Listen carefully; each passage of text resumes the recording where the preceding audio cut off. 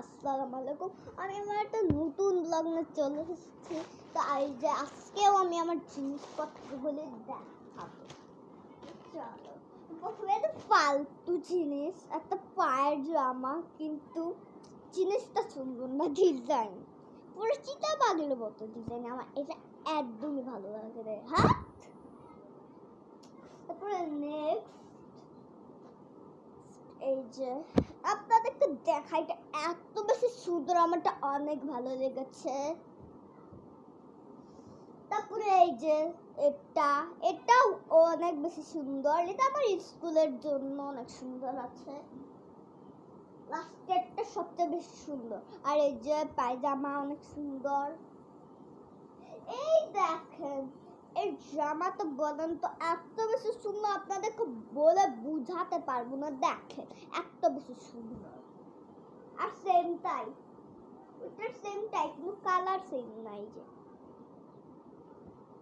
আর লাস্টেরটা আপনার অনেক ভালো লাগবে আপনাদের। এই দেখেন, দেখছেন, এটা সবচেয়ে বেশি পছন্দ হচ্ছে। আর তো এই যে আপনারা দেখেন, 2 প্যাকেট হরলিক্স, এক প্যাকেট খেলনা সোফা। আপনাদেরকে পরে লাস্টে খুলে দেখাবো। এই যে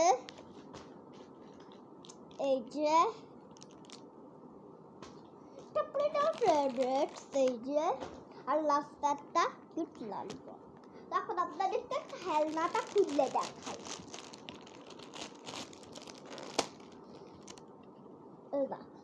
এই যে মিনি একটা সোফা, আর একটা মিনি সোফা, এই যে আর একটা মিনি সোফা। এই যে এগুলো হলো সোফা, আর কিছু নেই।